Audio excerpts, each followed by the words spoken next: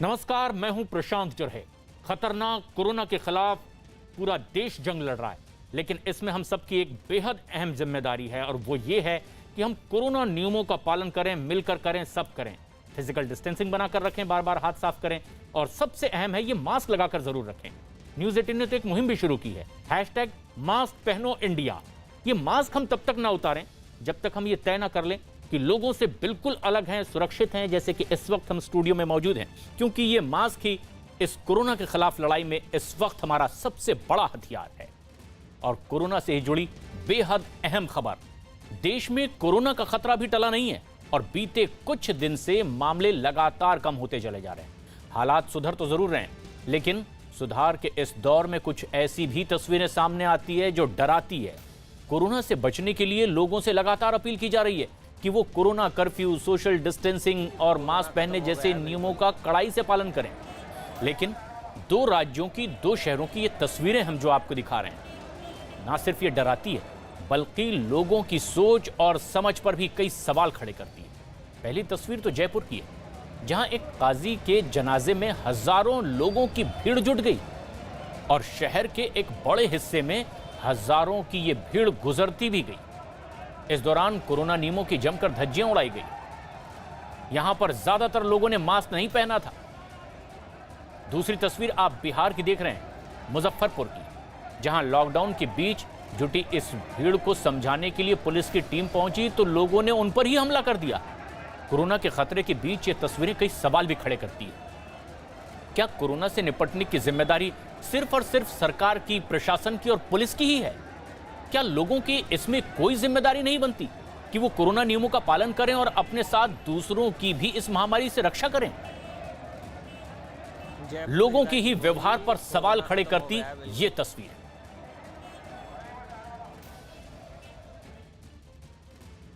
कई राज्यों में कोरोना का खतरा अभी टला नहीं है, लेकिन लोगों की लापरवाहियां लगातार बढ़ती चली जा रही है। कोरोना काल में जयपुर से डराने वाली एक ऐसी तस्वीर सामने आई। एक काजी के जनाजे में हजारों की भीड़ जुट गई। कोरोना के खतरे के बीच भीड़, ये तस्वीरें डराने वाली। और यह हाल तब है जब जयपुर में कोरोना कर्फ्यू की वजह से भीड़ जुटाने पर पाबंदी है। 31 मई की यह तस्वीर है। काजी की मौत के बाद उनका जनाजा निकला और जयपुर में पुलिस की मौजूदगी में शहर के कई इलाकों से लॉकडाउन के बीच उनके नियमों की धज्जियां उड़ाते हुए लोग जनाजे में शामिल हो गए, हजारों की तादाद में। और तस्वीर में कोई भी शख्स मास्क पहना नहीं दिखाई दिया। 2, 4, 10, 20, 100, 50 लोग नहीं, बल्कि हजारों की तादाद में काजी के जनाजे में लोग शामिल हुए। लेकिन अब सबसे गौर करने वाली बात हम आपको बता रहे हैं, ये वो काजी हैं जो लगातार समाज से ये दरख्वास्त करते रहे कि आप सख्ती से कोरोना नियमों का पालन करें। ये जाति, धर्म, मजहब से परे हर किसी को नुकसान पहुंचाने वाली बीमारी है। ईद के दौरान इन्हीं काजी ने लोगों से गुजारिश की कि घरों पर सुरक्षित रहते हुए वो ईद मनाएं, एक साथ ना जुटें। लेकिन तस्वीर देखिए, उनके अल्फाजों पर अमल करने के लिए किस तरह की ये तस्वीर इन्होंने पेश कर दी। जिस शख्स की जुबान पर आखिरी वक्त ये था कि कोरोना नियमों का पालन करें, अंतिम यात्रा में उनके नियमों की और आदर्शों की लोग धज्जियां उड़ाते दिखाई दिए। भवानी सिंह हमारे सहयोगी जयपुर से हमसे सीधे जुड़ रहे हैं। भवानी, ये तस्वीर सबको सबक सिखाने वाली है कि हम भावनात्मक तौर पर या फिर अन्य कारणों से जिस तरह से नियमों की धज्जियां उड़ा रहे हैं, कम से कम उनके आदर्शों का तो ये पालन कर लेते जो ये रिक्वेस्ट करते रहे आखिरी सांस तक कि कोरोना नियमों का पालन करें, ये आपकी हिफाजत के लिए जरूरी है। अब आगे क्या हो रहा है? देखिए प्रशांत, एक तो राजस्थान के अंदर जयपुर ऐसा जिला और शहर है जहाँ सबसे ज़्यादा संक्रमण, अभी भी 400 से ज़्यादा केसेस आ रहे हैं और जो डेथ रेट है उसके अंदर भी जयपुर में सबसे ज़्यादा मौतें हो रही है। और जिस जगह से जो जनाजा निकाला गया वो जयपुर के सबसे हार्ट बीच की जगह है, जहाँ से अंतिम संस्कार के लिए आप देखिए कि कितनी भीड़ निकली है। और अभी ईद के दौरान जब जुलूस निकाला जा रहा था तब हाजी रफ़ात अली ने अपील की थी कि कोरोना लॉकडाउन का पालन करें संक्रमण को रोकें, इसके लिए जुलूस नहीं निकालें। उसकी एक अपील पर मुस्लिम समाज ने ईद का जुलूस स्थगित कर दिया था, नहीं निकाला था। वो कई बार ये अपील करते आ रहे थे लगातार कोरोना काल में कि भीड़ ने जुटाएं, और अब उन्हीं के जनाजे में अंतिम संस्कार के अंदर ही भीड़। और इस पे सवाल एक और ये खड़ा होता है कि केवल आम जनता नहीं है, स्थानीय विधायक आदर्श नगर के रफीक खान वो उस जनाजे में शामिल हैं, इसके अलावा भी कई शख्सियतें शामिल हैं। तो ये सवाल खड़ा होता है कि जिन पर जिम्मेदारी है खास तौर पर ये पालना कराने की, लॉकडाउन की पालना कराने की, भीड़ इकट्ठी नहीं हो, अगर वो खुद उसमें शामिल हो तो जाहिर तौर पर आप जनता को, पब्लिक को, बाकी शामिल होने वालों को कैसे रोकेंगे? बिल्कुल। तब जब जयपुर के अंदर 20 से ज्यादा लोग जनाजे में इकट्ठे नहीं हो सकते। जी। और ये नसामजी ना सिर्फ लोग कर रहे थे, बल्कि 2 विधायक भी इस जनाजे में शामिल हुए, अंतिम यात्रा में शामिल हुए। और इस वीडियो को देखने के बाद एक विधायक समेत 11 के खिलाफ केस दर्ज भी कर लिया गया है। रफीक खान, कांग्रेस विधायक, इस वक्त हमारे साथ फोन लाइन पर मौजूद हैं। विधायक महोदय, ये जिस तरह की तस्वीरें सामने आ रही है, क्या कहेंगे आप इन्हें देखकर? अब तो केस भी दर्ज किया गया है।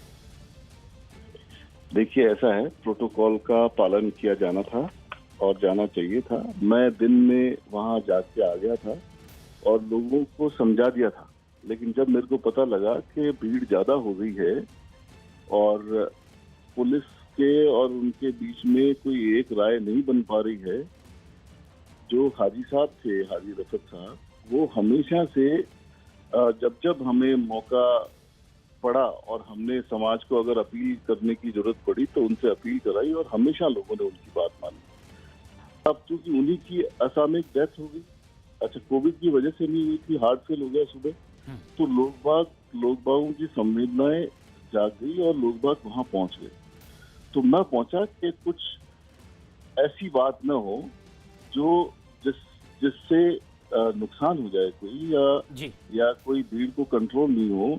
तो इस वजह से चूंकि मेरी कॉन्स्टिट्यूंसी का मसला था और मेरा पहुंचना लाजमी था, मेरी मोरल ड्यूटी थी। अगर मैं नहीं जाता तो कल आप ही लोग कह रहे थे कि इतनी बड़ी घटना हो गई और विधायक नदारत। लेकिन रफीक खान साहब, एक बात हम इसके बाद कहेंगे, आप जिसकी आशंका कर रहे हैं उससे परे, कि आप तो एक जनप्रतिनिधि हैं, लोगों की हिफाजत की भी डायरेक्ट इनडायरेक्ट जिम्मेदारी आपकी बनती है।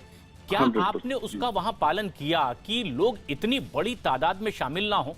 ये सभी लोगों के लिए खतरा है। सुनिए, जब वहाँ एक नमाज होती है, जब कोई किसी की डेड बॉडी लेके जाते हैं तो एक जनाजे की नमाज होती है। उस नमाज में मेरा इंटेंशन ये था कि उस नमाज में लोगों से अपील कर दी जाए कि कुछ लोग ही इसमें जाएंगे, बाकी लोग अपने अपने घरों में निकल जाए, यहाँ से डिस्पर्स हो जाए। तो वो अपील करी, अपील के इसका मुझे खेद है। लेकिन रफीक खान साहब, वो काम आप करवा नहीं पाए।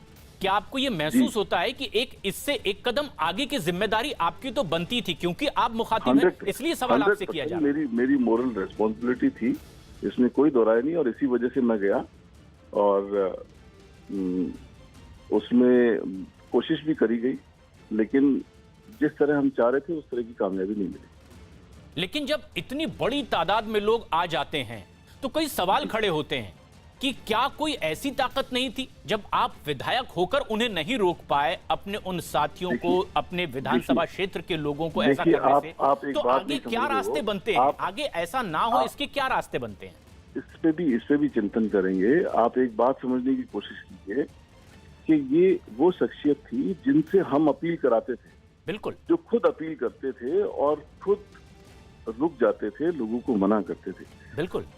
तो लोग जिनकी मानते थे, लोगों के इमोशंस, जो जिसकी एक आवाज में लोग रुक जाते थे, उस आदमी के प्रति इमोशंस थे लोगों के, और लोग घरों से निकल के इस उसमें आ गए कि एक कंधा दे के चले जाएंगे। मतलब ये ऐसा नहीं कि वहां से लोग चले, जब वो रास्ते में गए तो रास्ते में भी लोग मिल गए। मैं आगे अकेला गाड़ी लेके गया, वहां से मैं निकल गया पहले, और मैं आगे जहां दफन करना था वहां तक जब मैं गया तो रास्ते में भी लोग बाग थे। बिल्कुल। मैंने रास्ते में भी लोगों को गाड़ी से उतर के समझाया कि भी अपने को भीड़ नहीं करनी है।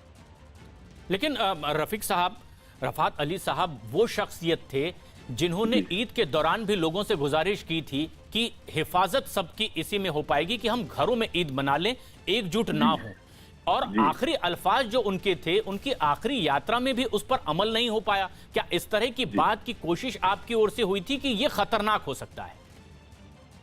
आपको मैं बता रहा हूँ ना, जब जनाजे की नमाज अदा की गई तब लोग वहां मौजूद थे और ये कहा गया कि हमें यहीं से डिस्बर्स हो जाना चाहिए। समहाउ वो डिस्बर्स नहीं हो पाए।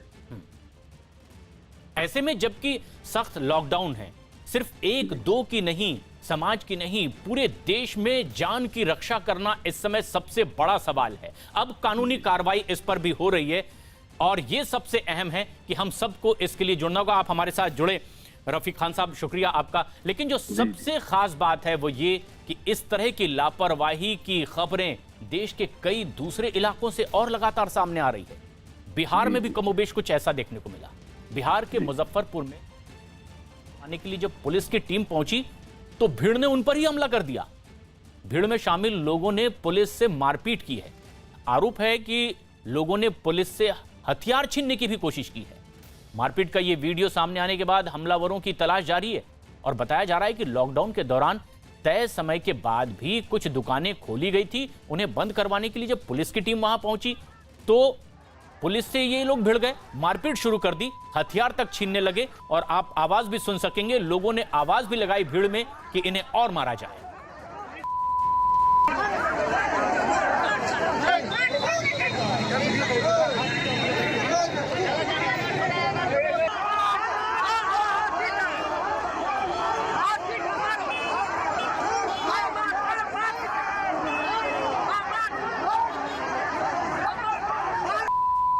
चंद्रमोहन कुमार हमारे सहयोगी इस वक्त हमसे सीधे जुड़ रहे हैं।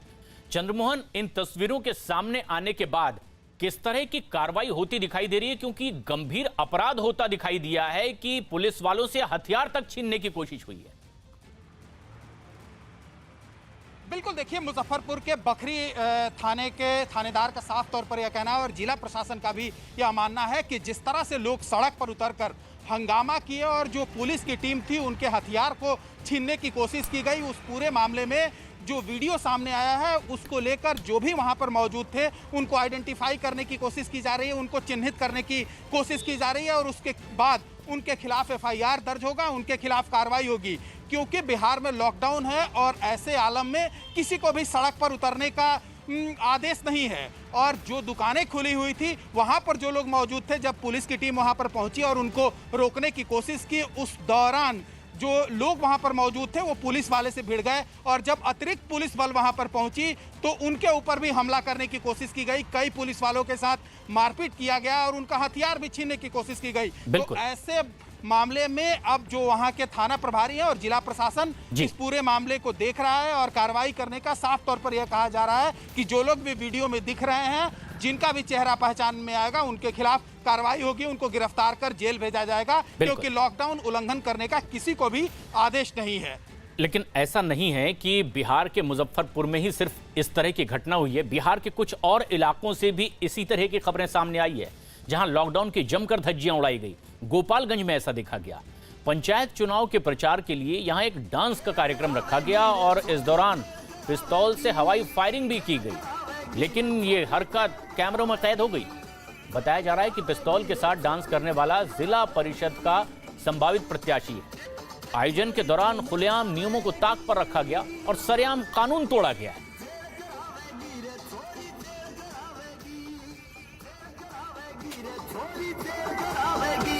गोपालगंज की यह तस्वीर है। चंद्रमोहन, सुना जाता है कि इस तरह की बात आम होती है, सामान्य दिनों में बिहार में इस तरह से रुतबा दिखाने की कोशिश होती है हवाई फायरिंग करके, लेकिन ये सबको पता है कि अब कितना बड़ा एक आपातकाल है इस समय। हम सबको इसकी गंभीरता समझनी चाहिए इस प्राकृतिक आपदा के तहत। उसके बावजूद इस तरह की हरकत की जा रही है, कार्यक्रम आयोजित किया जाता है, हवाई फायरिंग की जाती है। कार्रवाई अब क्या हो रही है आगे?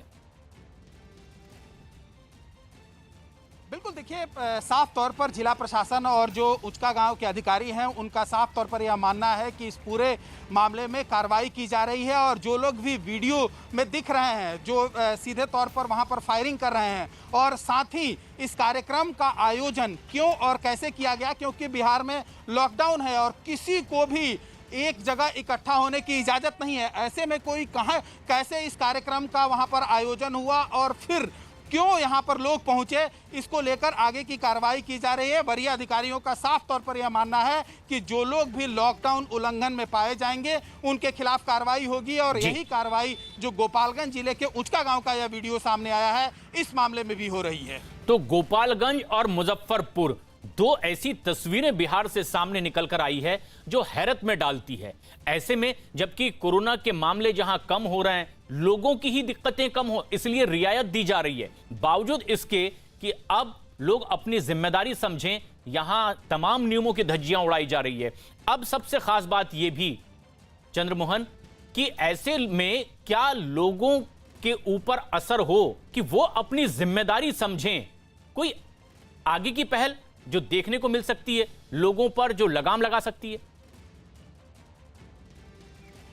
देखिए, जिस तरह से कोरोना महामारी फैल रहा है इसमें आपकी, हमारी और सबकी जिम्मेदारी यह बनती है कि अगर सरकार की तरफ से कोई भी नियम और आदेश दिया जा रहा है तो उसका पालन होना चाहिए, क्योंकि राज्य सरकार से वही नियम और कानून आदेश जारी किए जा रहे हैं जिससे कोरोना कम फैले। और ऐसे आलम में अगर कोई भी कार्यक्रम का आयोजन हो रहा है और प्रशासन की टीम जब पहुंचती है रोकने के लिए, किसी को घर से जब बाहर बिना काम के जब लोग निकलते हैं तो उनके ऊपर हमला कर दिया जाता है। ऐसे में साफ तौर पर यह माना जा रहा है कि इन दोनों मामलों में प्रशासन की तरफ से कार्रवाई की जा रही है और लोगों को चिन्हित किया जा रहा है। लेकिन सबसे बड़ी बात यह है कि इसमें हमारी, आपकी और सबकी जिम्मेदारी यह बनती है कि कोरोना नहीं फैले, इसको लेकर कहीं ना कहीं लोगों को सजग रहने की जरूरत है। और अगर कोई काम ना हो तो बिना वजह लोग घर से बाहर नहीं निकले।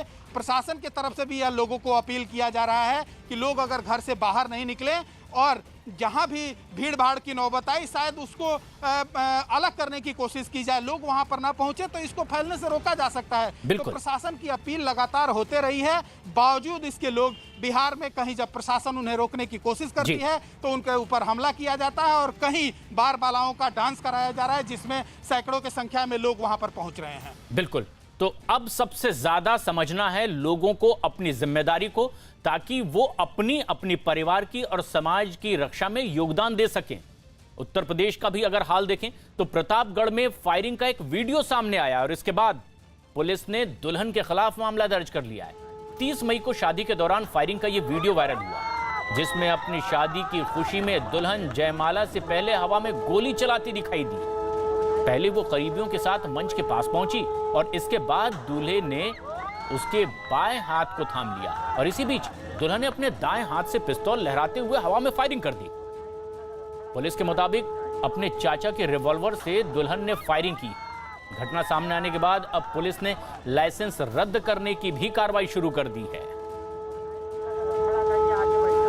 अजीत सिंह हमारे सहयोगी इस वक्त हमसे सीधे जुड़ रहे हैं।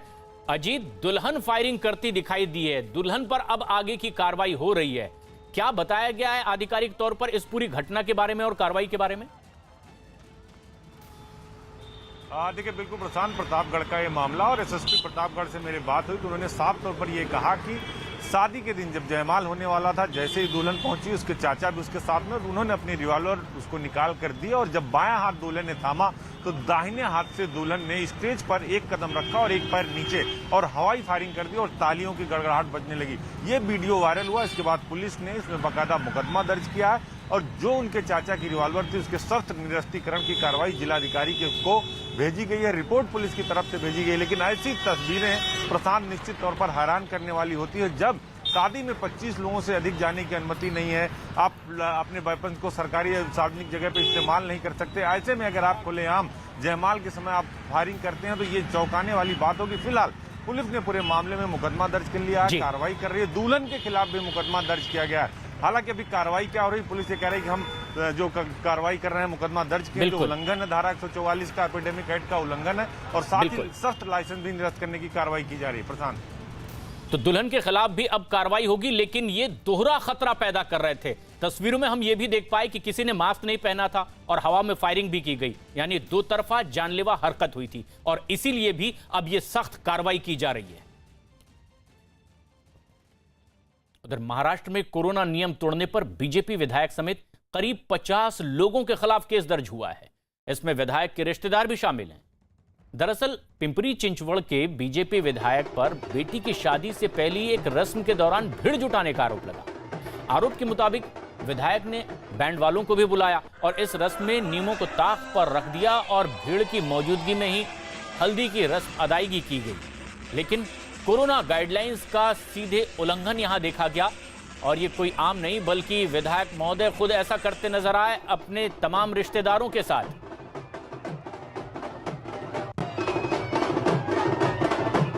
और अब विधायक पर केस दर्ज कर लिया गया है। अभिषेक पांडे हमारे सहयोगी लगातार हमारे साथ बने हुए हैं। अभिषेक, जिन लोगों पर जिम्मेदारी है कि समाज को जागरूक करें, सजग करें कि कोरोना के नियमों का पालन कर रहे हैं, वही नियमों की धज्जियां उड़ाते दिखाई दिए हैं। अब कार्रवाई करके किस तरह की मिसाल पेश की जा रही है कि बाकी लोग सबक ले सकें इससे? बिल्कुल, जिस तरीके से एफआईआर दर्ज हुई है कहीं न कहीं ये एक सबक के तौर पर है और खासकर 2-3 धाराओं में एफआईआर दर्ज की गई है। और पिंपरी चिंचवड़ के पुलिस कमिश्नर कृष्ण प्रकाश से जब मेरी बात हुई तो उन्होंने साफ तौर पे कहा कि कॉमन मैन हो या कोई नामचीन व्यक्ति, अगर कोई भी नियमों का उल्लंघन करेगा तो नियम से ऊपर कोई नहीं है और कार्रवाई की जानी चाहिए। खासकर ऐसे समय में जब पुणे में कई जगहों पर केसेस अभी भी बढ़ रहे हैं। करीब 100 के आसपास गांव ऐसे हैं जहां पर केसेस अभी भी बढ़ रहे हैं और उस समय में इस तरीके की चीज़ें होना और इस तरह वाकया होना निश्चित तौर पर शर्मनाक है। और जो कि महाराष्ट्र के मुख्यमंत्री और तमाम सारे लोग लगातार कह रहे हैं कि इस समय कोविड कम जरूर हुआ है लेकिन खतरा टला नहीं है, और खतरा नहीं टला है तो इसका मतलब अगर इस तरीके से अगर वाकया होता है तो निश्चित तौर पर सरकार के लिए और प्रशासन के लिए चिंता का सबब है। शायद यही वजह है कि तुरंत इस मामले में देरी बिना किए हुए वीडियो के आधार पर कृष्ण प्रकाश ने मामला दर्ज करवाया और उसके बाद इस पूरे मामले में इन्वेस्टिगेशन शुरू हुई है। लेकिन ये एक वाकया है, ऐसे तमाम सारी ऐसी चीज़ें हैं जो कि जब तक लोगों के सामने नहीं आ रही हैं, बावजूद इस समय कोविड का समय चल रहा है और लोगों को भी अपनी जिम्मेदारी का ख्याल जरूर रखना चाहिए प्रशांत, कि हर चीज़ सरकार या प्रशासन के मत्थे फोड़ने की बजाय उन्हें भी ये ध्यान देना चाहिए कि कोरोना काल में जो गाइडलाइन है सरकार की, जो आईसीएमआर की गाइडलाइन है, उसको फॉलो करना जरूरी है। क्योंकि महाराष्ट्र सबसे ज़्यादा इफेक्टेड इलाका रहा है और पुणे उस पीक में से रहा है जहां पर जो कोरोना के हॉटस्पॉट्स में से एक है, और यहाँ पे इस तरीके के वाकया होना निश्चित तौर पर एक शर्मनाक बात है। और ये तस्वीरें लोग देख रहे हैं जिस पर कार्रवाई हुई है ताकि वो सबक ले सकें। हमारा मकसद भी यही है, ये बताने की कोशिश है, क्योंकि ये मामला बेहद गंभीर है। पुणे के ही पास है पिंपरी चिंचवड़ का ये इलाका। यहां से बीजेपी के विधायक हैं महेश लांडके, जिन्हें तस्वीरों में आप देख रहे हैं। बेटी की शादी में कोरोना नियमों का उल्लंघन इन्होंने किया और अब इन पर कानूनी कार्रवाई भी हो रही है।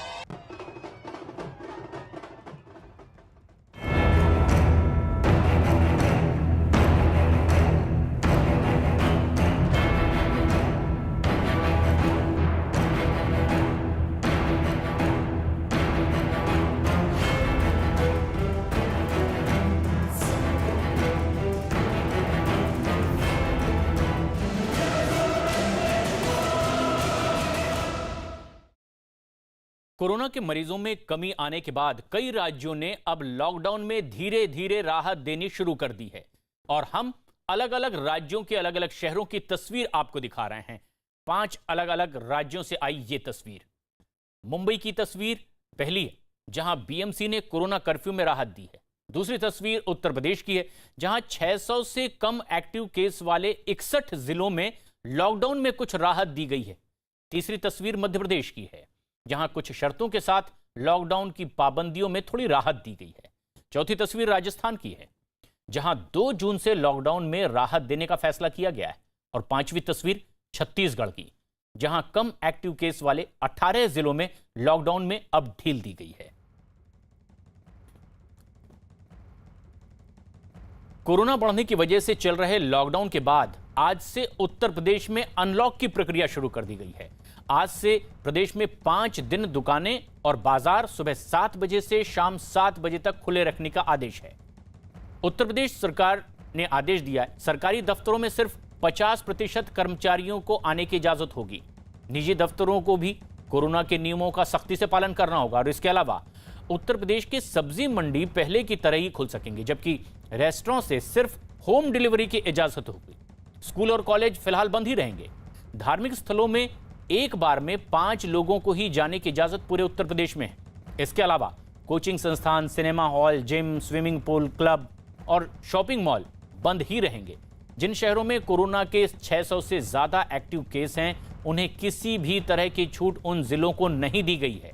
लखनऊ, मुरादाबाद, मेरठ समेत एक्टिव केस वाले 14 जिलों में फिलहाल कोई छूट नहीं है। पाबंदियां पहले की तरह लगातार जारी रहेंगी। शनिवार और रविवार को वीकेंड लॉकडाउन लागू रहेगा और इसके अलावा नाइट कर्फ्यू भी पूरे उत्तर प्रदेश में जारी रहेगा।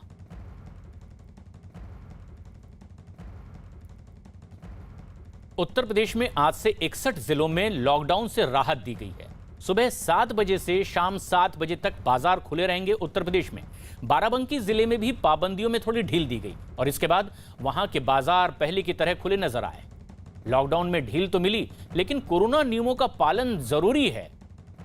इसके बाद भी कई लोग बगैर मास्क के ही बाजार में निकल पड़े और किस तरह के हालात अब इस अनलॉक की प्रक्रिया में बाराबंकी में देखने को मिल रहे हैं, हमारे सहयोगी अजीत सिंह बता रहे हैं। उत्तर प्रदेश में 61 जिलों में अनलॉक हो गया है। आप मास्क नहीं लगाए, सुनिए। क्यों नहीं लगाए मास्क? लगाना चाहिए ना। अरे हाथ में लिए हैं महाराज जी। आप भी मास्क नहीं लगाए हैं। इधर घूमिए हमारी तरफ, इधर इधर इधर इधर। अरे हम लगा लेंगे ना अभी। इधर घूमिए तो लोग घूम गए। हाँ, मास्क लगाना चाहिए ना। अभी कोविड गया नहीं, कोरोना गया नहीं है। बस अभी हम वहाँ अभी मतलब बैंक से निकले हैं ना, इसीलिए तो हाथ लगाइए, बस अभी ठीक है। खतरा गया नहीं है।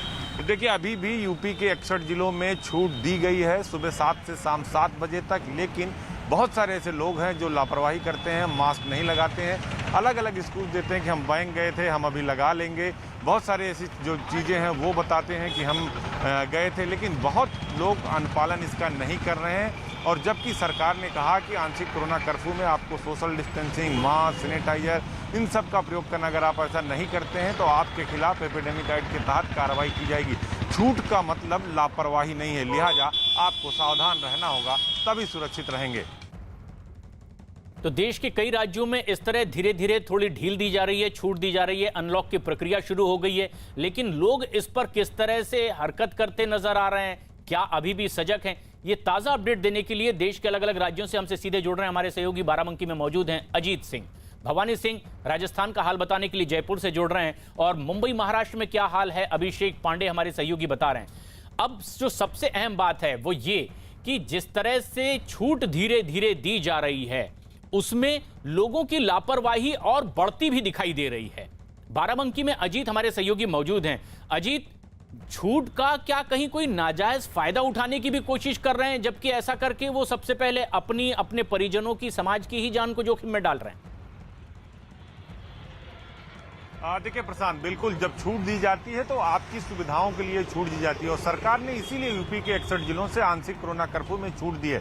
यानी सुबह 7 से शाम 7 बजे तक बाजारें खुली रहेंगी, लेकिन सिनेमा हॉल, स्विमिंग पूल, ये सब बंद रहेंगे। तो इस वक्त बाराबंकी में हम मौजूद हैं, लेकिन अभी भी जो लापरवाही, जो सवाल आपने किया कि कुछ लोग जानबूझकर लापरवाही करते हैं क्योंकि उन्हें लगता है कि छूट मिल गई तो अब घर से बाहर निकल लो, मास्क की जरूरत नहीं है, किसी चीज की जरूरत नहीं है। बाजारें आप अगर देखें तो पूरी चहल पहल। देखिए हमारे पीछे एक लोग आ रहे हैं। कहाँ मास्क मास्क लेने जा रहे हैं। लेने जा रहे हैं? Yes. झूठ बोल रहे हैं? यस, ले जा रहे हैं। ये देखिए, मास्क लेने जा रहे हैं। या ऐसे ही लोग हैं जिनके खिलाफ कार्रवाई करने की जरूरत है, क्योंकि सरकार ने छूट आपको इसलिए नहीं दी है कि आप इसका बेजा इस्तेमाल करेंगे, क्योंकि कोविड गया नहीं। 61 जिले ऐसे हैं जहां छूट दी गई है, 14 जिले ऐसे हैं जहां पहले की तरह ही कोविड लॉकडाउन यानी आंशिक कोरोना कर्फ्यू लगा हुआ है। लेकिन अभी भी बहुत सारी तस्वीरें आपको सड़कों पर दिखाई देगी। आप अगर हमारे पीछे देखें, अगर हमारे यहाँ इधर देखें, तो बहुत सारे ऐसे लोग हैं जो मास्क नहीं लगाते हैं। उनको लगता है कि अब तो छूट मिल गई, अब हम पूरी तरह से फ्री। देखिए दादा चले आ रहे हैं गमछा लगाए। बिल्कुल। मास्क कहाँ है? मास्क कैमरा देख के आप गमछे से मुंह ढक रहे हैं। लगाना चाहिए ना मास्क, क्यों नहीं लगाए? सब नहीं रहा, गिर गया। हाँ तो लीजिए मास्क, अभी गया नहीं है कोरोना। तो देखिए प्रशांत, ऐसी ही लोग और ऐसी ही तस्वीरें शायद सरकार को इसलिए मजबूर करती हैं कि इनके खिलाफ कार्रवाई की जाए। और जब कार्रवाई होती है तो फिर कई सारे सवाल लोग खड़े करते हैं कि बेजा कार्रवाई की जा रही है, लेकिन ऐसे लोगों पर कार्रवाई की जरूरत है जो एपिडेमिक एक्ट का अनुपालन नहीं कर रहे हैं, खुद तो असुरक्षित हो रहे हैं, दूसरों को भी असुरक्षित और कर रहे हैं। अजीत, हम ये देख रहे थे कि जिस लड़के को आपने टोका, रोका, वो एकदम कॉन्फिडेंट नजर आ रहा था, क्योंकि वो घर से जवाब याद करके आया था कि जब कोई पूछ ले तो बोल देगा कि वो मास्क खरीदने ही जा रहा है। लेकिन उत्तर प्रदेश में कई और ऐसी तस्वीरें देखने को मिल रहे हैं। हम वो तस्वीरें आप तक पहुंचा रहे हैं जहां अनलॉक की प्रक्रिया में कुछ नया देखने को मिल रहा है। पहली तस्वीर प्रयागराज की आप देख रहे हैं, जहां छूट के बाद लोगों ने अपनी अपनी दुकानें खोल ली है। दूसरी तस्वीर बाराबंकी की है, जहां लॉकडाउन में छूट मिलने के बाद लोग बगैर मास्क के ही घर से निकल पड़े हैं। अजीत हमारे सहयोगी लगातार बाराबंकी में इस वक्त मौजूद हैं। अजीत, ये तस्वीरें हम देख रहे हैं जिनसे आपकी बातचीत हो पा रही है, कैसा उनका रिएक्शन है? क्योंकि कुछ लोग तो एकदम शानदार तरीके से बेपरवाही से बगैर मास्क के निकले हुए दिखाई दे रहे हैं। दुकानदार अपनी दुकान खोले हुए हैं, उनका उत्साह भी समझा जा सकता है। देखिए, बिल्कुल जिन्होंने अपनी दुकान खोली है उनको जीविका चलाना है, वो तो अनुपालन करते नजर आ रहे हैं। लेकिन बहुत सारे ऐसे लोग हैं जो घरों से निकल पड़े हैं। कोई कहता हम बैंक गए थे, अभी मास्क लगा लेंगे। कोई कह रहा कि हम खरीदने जा रहे हैं। कोई कह रहा अरे हमको याद नहीं था, जेब में रखें। तर्क सबके अलग अलग हैं, लेकिन मास्क नहीं लगाएंगे, इसीलिए कार्रवाई होती है। तो बहुत सारे ऐसे लोग हैं जो मास्क नहीं लगा रहे हैं। अगर आप पीछे दुकान देखें, हम चाहेंगे कैमरा पर्सन अखिलेश से दिखाएं, दुकानें खुली हैं, वहां पर देखिए जो लोग खड़े हैं मास्क लगाए हैं, दुकानदार भी मास्क लगाए हैं। लेकिन बहुत सारे ऐसे लोग हैं जो मास्क नहीं लगा रहे हैं, इसका अनुपालन भी नहीं कर रहे हैं। तो आपको इस तस्वीरों से देखिए, एक भाई साहब और चले जा रहे हैं, वो अब कैमरा देख के उधर मुंह कर लिया उन्होंने। तो ऐसी तस्वीरें आप देखिए जो मास्क नहीं लगाए, साइकिल से जा रहे हैं, ये भी मास्क नहीं लगाए। तो ये तस्वीरें हैं वो हैरान करने वाली हैं। निश्चित तौर पर जो ये तस्वीरें हैं वो आपको चौंकाती हैं कि अभी भी बहुत सारे ऐसे लोग देखिए बाइक से चले जा रहे हैं, पीछे जो बैठे देखिए अब मास्क लगाते नजर आ रहे हैं। मास्क लगा लीजिए, मास्क मास्क। तो बहुत सारे ऐसे लोग हैं प्रशांत अभी भी जो मास्क नहीं लगा रहे हैं। तो ये जो रवैया है लोगों का, उनको लगता है कि आंशिक कर्फ्यू खुल गया, लॉकडाउन खुल गया तो अब हम बिल्कुल फ्री हैं। उनको शायद पता नहीं कि सरकार तीसरी वेव से निपटने की तैयारी कर रही है, पीकू वार्ड बना रही है, लगातार मुख्यमंत्री दौरे पर जा रहे हैं। लेकिन लोगों को लगता है कि अब लॉकडाउन खुल गया, हम बिल्कुल फ्री हैं। ऐसा नहीं है, इसीलिए सरकार लगातार कार्रवाई कर रही है। मास्क न लगाने पर 1000 का जुर्माना है, दूसरी बार पकड़े गए तो 10,000 का जुर्माना है। एपिडेमिक एक्ट के तहत उल्लंघन करेंगे तो आपके खिलाफ कार्रवाई होगी।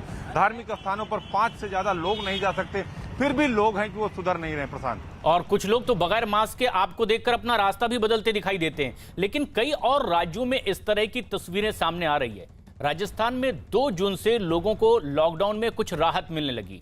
राजस्थान सरकार ने नई गाइडलाइंस जारी की है, जिसके मुताबिक राज्य में व्यावसायिक गतिविधियों को छूट मिलेगी। साथ ही साथ खाने पीने के सामान और किराने की दुकान सुबह 6 बजे से 11 बजे तक खुलेंगी। और इतना ही नहीं, बेकरी और रेस्टोरेंट में भी होम डिलीवरी की सुविधा होगी और लोग रात 10 बजे तक ये सुविधा ले सकेंगे। वहीं राजस्थान में शुक्रवार दोपहर 12 बजे से मंगलवार सुबह 5 बजे तक जन अनुशासन वीकेंड कर्फ्यू भी लागू रहेगा।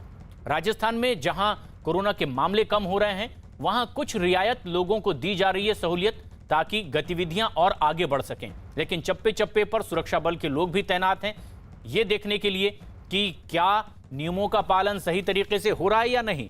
भवानी सिंह हमारे सहयोगी ताजा अपडेट के साथ इस वक्त हमसे सीधे जुड़ रहे हैं। भवानी, जब रियायत दी जा रही है तो क्या लोग अमल करते दिखाई दे रहे हैं राजस्थान में उन नियमों का पालन करते हुए? देखिए प्रशांत, आज की स्थिति तो यही है कि आज तो वही स्थिति है, क्योंकि कल से गाइडलाइन के मुताबिक ये जो रियायतें हैं वो लागू होगी। यानी कि आज पूरे राजस्थान के अंदर स्ट्रिक्ट लॉकडाउन है, कहीं पर भी कोई आवाजाही नहीं है, कहीं किसी तरीके की छूट नहीं है। कल से जो छूट देने जा रही है सरकार, उसके अंदर काफ़ी सारी शर्तें हैं। बहुत कम छूट है, बहुत ज़्यादा छूट नहीं दे रही है सरकार। उसके अंदर 6 से 11 जो शॉप्स के खोलने का टाइम दिया गया है, और वो भी गिनी चुनी शॉप्स है, जो किराना है, जो ज़रूरी सामान वाली, उनके लिए 6 से 11 का टाइम दिया। इवन पेट्रोल पंप को भी 12 बजे तक का टाइम दिया है कि वो भी 12 बजे तक खोल सकते हैं। तो ऐसे, और इसके अलावा खास तौर पर गाँवों के अंदर कर्फ्यू लगा हुआ था, वहाँ को 3 ग्रेड में बांट दिया गया, 3 श्रेणी बनाई गई है, रेड, ग्रीन और येलो। उसके अंदर, उस कैटेगरी के अंदर अगर रेड जोन में है तो नहीं खुलेंगे। और इसके अलावा पूरे एक गाइडलाइन तय की गई जिसमें 10% अगर संक्रमण जिन डिस्ट्रिक्ट्स के अंदर 10% से ऊपर है, उनमें कर्फ्यू अभी, यानी कि अभी जैसा लॉकडाउन है वैसा ही लागू रहेगा। लेकिन 10% से नीचे है, या फिर जहां 60% से कम वेंटिलेटर का यूज़ हो रहा हो, या फिर आईसीयू बेड का यूज़ हो रहा हो, वहां छूट मिलेगी। तकरीबन ऐसे 20-22 जिले हैं जहां पर ये छूट मिल सकती है। तो इन 22 जिलों में अगर कल से जब छूट मिलेगी तो लोगों को अपनी जिम्मेदारी भी राजस्थान में समझनी होगी कि अब वो जिम्मेदारी समझें अपनी, अपने परिवार की, समाज की, और कोरोना नियमों का सख्ती से पालन करें। जब कल से राजस्थान में कुछ रियायत मिलने वाली है, छूट मिलने वाली है। लेकिन कुछ राज्य ऐसे हैं जहां ये छूट मिलनी शुरू हो चुकी है, और मुंबई में भी कुछ ऐसा ही देखने को मिल रहा है। मुंबई में कोरोना मरीजों की तादाद में कमी आने के बाद बीएमसी ने अब एक लंबे वक्त से चल रहे सख्ती में कुछ ढील देने का फैसला किया है, और आज से दुकानों के खुलने का समय बढ़ा दिया गया है। बीएमसी की तरफ से जारी नई गाइडलाइन के मुताबिक पूरे हफ्ते अब जरूरी सेवाओं वाली दुकानें सुबह 7 बजे से दिन के 2 बजे तक खुली रहेंगी। ये दुकानें ऑड इवन तरीके से खोली जाएंगी। शनिवार और रविवार को केवल जरूरी सेवाओं वाली दुकानों को ही खोलने की इजाजत है। बीएमसी ने दुकानदारों को मास्क पहनना, सोशल डिस्टेंसिंग का पालन और भीड़ न जुटाने के भी सख्त निर्देश दिए हैं। किस तरह की अब तैयारी की गई है और अनलॉक की प्रक्रिया में क्या ताजा हाल है, मुंबई में हमारे सहयोगी अभिषेक पांडे बता रहे हैं। बीएमसी द्वारा दी गई नई गाइडलाइन के तहत सुबह से ही दुकानें खुलना शुरू हो गई हैं। मैं इस समय कोलाबा मार्केट में हूं, तस्वीरें आपको दिखा रहा हूं कि यहां पर आप देखिए किस तरीके से सुबह से ही दुकानें खुलनी शुरू हो गई हैं। चाहे वो चश्मे की दुकान हो, कंप्यूटर की दुकान हो, दूसरे नॉन एसेंशियल शॉप्स हों जिनको अल्टरनेट डेज के तौर पर बीएमसी में खोलने के लिए कहा गया है, वो धीरे धीरे खुलना शुरू हो गए हैं। हालांकि अभी भी थोड़ा बहुत पहले दिन कन्फ्यूजन है कि कौन से दिन को किस तरफ दुकानें खुलनी चाहिए, इसको लेकर कन्फ्यूजन है। क्योंकि दूसरी तरफ का अगर नज़ारा आपको दिखाऊं तो कई जगहों पर मोबाइल शॉप्स आप देखिए कि यहाँ पर खुला हुआ दिखाई पड़ रहा है आपको। साथ ही साथ दूसरी तरफ भी चश्मे की दुकानें और दूसरी दुकानें खुल रही हैं। इससे साफ है कि कहीं ना कहीं अभी लोगों के भीतर कन्फ्यूजन है। लेकिन सरकार की चिंता सबसे बड़ी जो लोग सड़कों पर हैं उनको लेकर के है, क्योंकि अभी भी सड़कों पर धीरे धीरे लोग बढ़ने शुरू हो गए हैं। उसकी वजह यह है कि नॉन एसेंशियल शॉप्स खुलने के बाद भीड़ बढ़ रही है। सरकार की तरफ से पहले ही ये कहा गया कि भीड़ कम से कम हो और साथ ही साथ सड़कों पर आवश्यक हो तो ही लोग बाहर निकलें। बावजूद इसके लोग धीरे धीरे सड़कों पर नज़र आ रहे हैं, जो सरकार के लिए निश्चित तौर पर चिंता का सबब है। कैमरामैन दिग्विजय के साथ अभिषेक पांडे, मुंबई न्यूज़ 18 इंडिया। महाराष्ट्र के बाद अब मध्य प्रदेश का अगर रुख करें तो उससे पहले देखते हैं कि क्या मुंबई में इस वक्त देखने को मिल रहा है। अभिषेक, अगर लोगों को यह कहा गया है कि आपको रियायत दी जा रही है व्यवस्था कुछ और बेहतर करने के लिए, क्या लोग आपके इर्द गिर्द अपनी जिम्मेदारी समझ रहे हैं? बिल्कुल, मैं अगर तस्वीरें प्रशांत दिखाऊं तो सीधे कैमरामैन को चाहूँगा कि तस्वीरें दिखाए कि व्यवस्था किस तरीके से लोग समझ रहे हैं। लोग आज जैसे ही पहले दिन शॉप्स खुलना शुरू हुए, लोग बिना मास्क के घूमना शुरू कर चुके हैं, क्योंकि लोगों को लगता है कि कोरोना चला गया है। और ऐसी ही कुछ तस्वीरें इस तरफ भी दिखाई पड़ रही हैं, जहां पर कि लोग कोरोना को लेकर के जो कर्फ्यू था उसमें थोड़ी सी ढील दिए जाने के बाद जो लोग यहाँ पर सुबह सुबह पहुँच रहे हैं वो बिना मास्क के पहुँच रहे हैं और कहीं ना कहीं जो पालन करना चाहिए गाइडलाइंस का वो नहीं कर रहे हैं। सरकार के लिए लगातार चिंता इसी बात को लेकर है, क्योंकि महाराष्ट्र में मैक्सिमम जगहों पर हॉटस्पॉट रहा है और वहाँ पर जिस तरीके से लोगों को पालन करना चाहिए वो नहीं होता हुआ दिखाई पड़ रहा है। हालांकि सरकार ने आज से थोड़े से नॉन एसेंशियल शॉप्स खोलने शुरू किए हैं, तो जो अल्टरनेट डेज पर होगा, यानी ऑड एंड इवन फार्मूला के तहत ये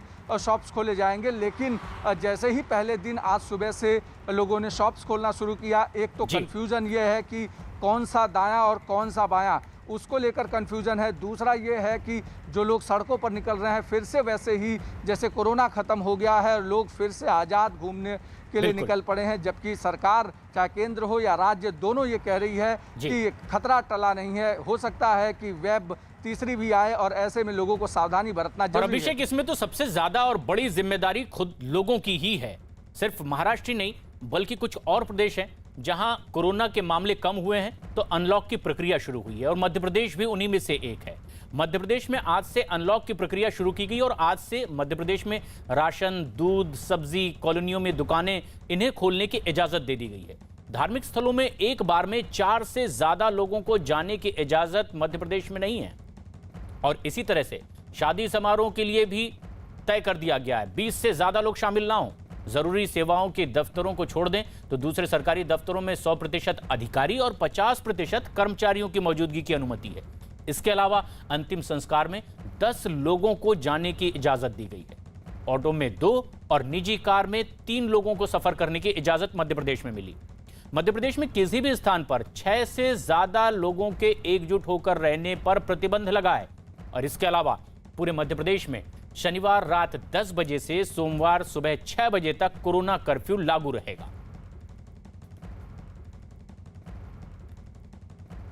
उधर दिल्ली में 7 जून तक लॉकडाउन को बढ़ा दिया गया है, लेकिन 31 मई से राज्य में फैक्ट्रियों को शुरू करने की इजाजत मिली गई थी और इसके अलावा कंस्ट्रक्शन के काम को भी इजाजत दे दी गई। लेकिन इस दौरान कोरोना नियमों का पालन करना जरूरी होगा। इसके अलावा बाकी चीजों के लिए किसी भी तरह की कोई ढील नहीं दी गई है। शहर में लागू लॉकडाउन को ठीक ढंग से लागू करने के लिए दिल्ली पुलिस अब और ज्यादा सख्त हो गई है। दिल्ली के अलग अलग इलाकों में घर से बाहर निकले लोगों से पूछताछ की जा रही है। गाड़ियों को रोककर चेक किया जा रहा है कि नियमों का पालन हो रहा है या नहीं। यहां तक कि बस को रोककर उनके भीतर भी देखा जा रहा है कि जो इजाजत है सोशल डिस्टेंसिंग के साथ गाड़ी में सफर करने का, उसका पालन हो रहा है या नहीं। किस तरह के हालात यहां पर देखने को मिल रहे हैं, हमारे सहयोगी अमित बता रहे हैं। दिल्ली में अनलॉक की प्रक्रिया शुरू हो गई है और उस बाबत दिल्ली पुलिस हर जगहों पर इस तरीके से बैरिकेटिंग करके लगातार चेकिंग कर रही है। यहाँ तस्वीरों में आप देख सकते हैं कि दिल्ली पुलिस का जवान किस तरीके से बैरिकेटिंग पर खड़ा है और जो प्राइवेट नंबर की जो गाड़ियाँ आती हैं उन गाड़ियों को रोककर यहाँ पर चेक किया जाता है। उनसे पूछा जाता है कि उन्हें कहाँ जाना है, उनके पास मूवमेंट पास है या नहीं है। यहाँ पर आप तस्वीरों में देख सकते हैं कि इस प्राइवेट नंबर की कार को यहाँ पर रोका गया है और इनसे यहाँ पर पूछा जा रहा है कि ये कहाँ जा रहा है, मूवमेंट पास है या नहीं। कहाँ जाना है आपको? वैक्सीनेशन के लिए जाना है। वैक्सीनेशन के लिए जाना है और ये इस बाबत दिखा भी रहे हैं यहाँ पर कि इनका अपॉइंटमेंट है आज का और इस वजह से जो है इन्हें यहाँ से छोड़ा जा रहा है। तो इस तरीके की चेकिंग जो है केवल यहाँ पर साउथ एक्स पे ही नहीं हो रही है, बल्कि साउथ एक्स के अलावा दिल्ली के अलग अलग इलाकों में इस तरीके से चेकिंग हो रही है। यहाँ तस्वीरों में आप देख सकते हैं गाड़ियों की मूवमेंट कम है, लेकिन जितनी भी गाड़ियाँ जो प्राइवेट नंबर की गाड़ियाँ आ रही है, कमर्शियल गाड़ियों को यहाँ पर चेक नहीं किया जा रहा है। जो गाइडलाइन इन्हें दी गई है, प्राइवेट नंबर की गाड़ियों को यहाँ पर चेक किया जा रहा है। देखिए एक और गाड़ी को यहाँ पर रोका गया है, इनसे मूवमेंट पास के बारे में बताया जा रहा है। इन्होंने बता दिया कि इनके पास मूवमेंट पास है और उसके बाद इन्हें यहाँ से जाने दिया जा रहा है। तो जितनी भी गाड़ियाँ आ रही हैं यहाँ इस तरीके से जो है दिल्ली पुलिस के जो जवान जो हैं वो चेक कर रहे हैं, केवल साउथ एक्स में ही नहीं बल्कि साउथ एक्स के अलावा जितने भी अलग अलग इलाकों में, साउथ दिल्ली के ही अलग अलग इलाकों में, चाहे वो चिराग दिल्ली हो, ईस्ट दिल्ली, तमाम जगहों पर इस तरीके से बैरिकेटिंग करके यहाँ पर चेकिंग की जा रही है ताकि लोग जो हैं अनलॉक का की जो नियम है उस नियम की प्रक्रिया का पालन करें। और अब एक बेहद अहम खबर। जम्मू कश्मीर की एक बच्ची का वीडियो सोशल मीडिया पर वायरल हुआ। वायरल वीडियो में ये छोटी बच्ची प्रधानमंत्री नरेंद्र मोदी से गुजारिश करती नजर आ रही है, अपनी ऑनलाइन क्लास की शिकायत भी करती दिखाई दी। इस बच्ची ने बड़ी ही मासूमियत के साथ अपनी पढ़ाई के बोझ की बातें प्रधानमंत्री नरेंद्र मोदी से की, उनसे अपील की कि मुझे इस बोझ को कम किया जाए और इसके लिए वो मदद करें। हालांकि इसके तुरंत बाद 48 घंटे में उचित कार्रवाई की बात भी राज्यपाल ने की है।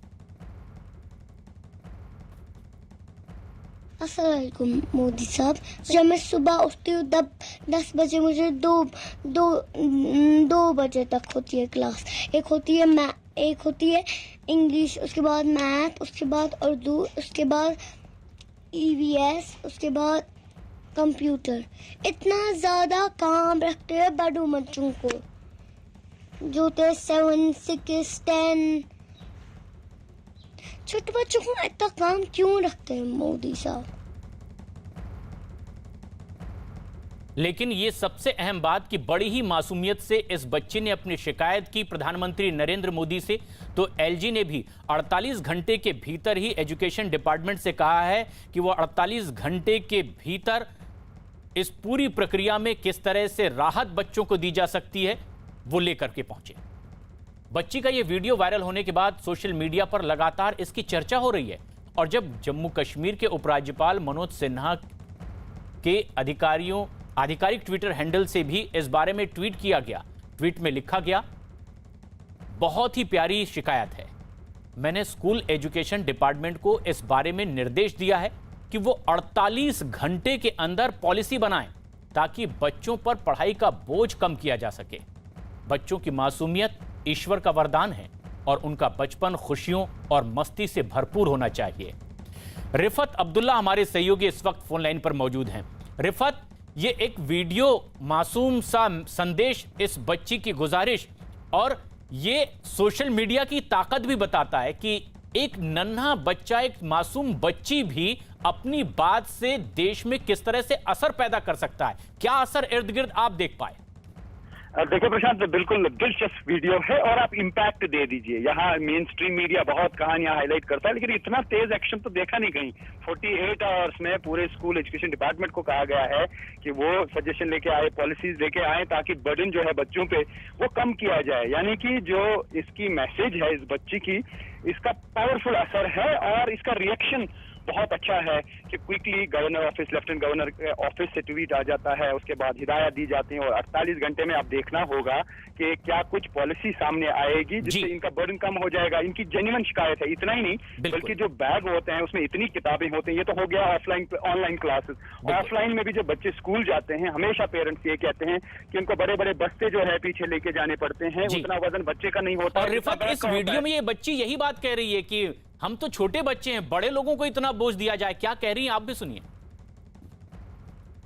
अस्सलाम वालेकुम मोदी साहब, मैं एक लड़की बोल रही हूँ, मैं 6 years old। मैं आपको जूम क्लास की बड़े और छोटा बोल सकती हूँ। छोटे बच्चे जो होते हैं, जो 6 years old होते हैं, उनको ज़्यादा क्यों रखते हैं काम मैडम और टीचर? नहीं, मैडम और सर क्यों रखते हैं? इतना काम होता है बड़ू बच्चों को। जब मैं सुबह उठती हूँ 10 बजे, मुझे दो बजे तक होती है क्लास। एक होती है इंग्लिश, उसके बाद मैथ, उसके बाद उर्दू, उसके बाद EVS, उसके बाद कंप्यूटर। इतना ज़्यादा काम रखते हैं बड़ू बच्चों को, जो थे 7, 6, 10। छोटे बच्चों को इतना काम क्यों रखते हैं मोदी साहब?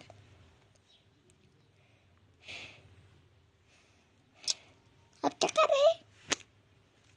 अस्सलाम वालेकुम मोदी साहब, गुड बाय।